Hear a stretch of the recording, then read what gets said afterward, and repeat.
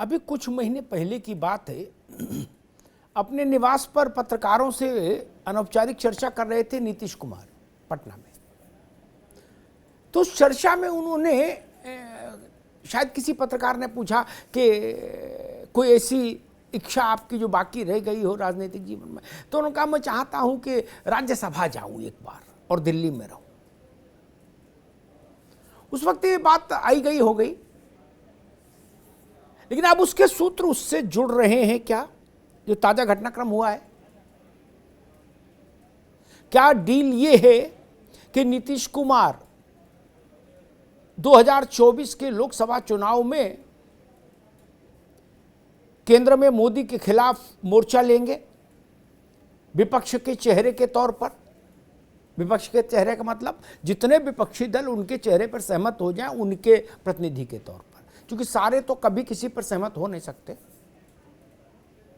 केसीआर अलग है, ममता जी अलग है, नवीन बाबू अलग है, जगन रेड्डी अलग है, तो क्या स्थिति बनेगी। लेकिन ऐसा एक है, और राजपाट तेजस्वी के लिए छोड़ दिया जाए।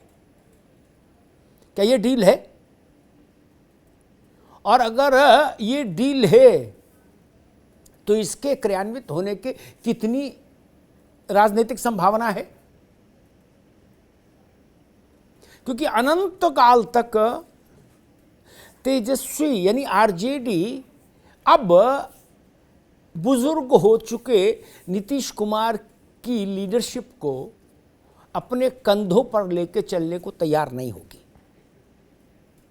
तेजस्वी को भी राज चाहिए, तेजस्वी को भी राजत्व चाहिए। ये बड़ा सवाल है। इसलिए क्या 24 के चुनाव के वक्त नीतीश पटना छोड़ेंगे?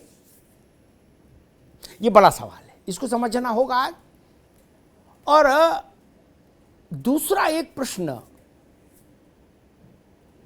नीतीश कुमार और आरजेडी की इस सरकार के सामने सबसे बड़ा जो खड़ा होगा, उन बातों का बहुत मतलब नहीं कौन किसके खिलाफ क्या आरोप लगा रहा है। ये राजनीतिक आरोप है, ये बुलबुले के मानंद होते हैं, इनकी आयु बहुत नहीं होती। लेकिन एक बड़ा मसला है, वो मसला ये कि आरजेडी ने विधानसभा के चुनाव में अपना एक घोषणा पत्र जारी किया था, जिस घोषणा पत्र पर आरजेडी को सबसे ज़्यादा सीटें मिली चुनाव में।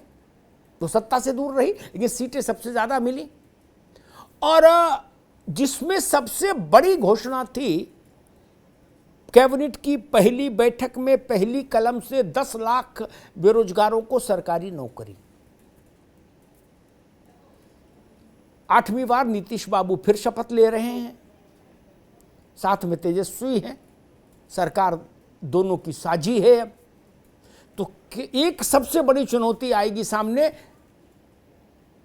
कि 10 लाख बेरोजगारों को कैबिनेट की पहली बैठक में रोजगार कैसे मिलता है।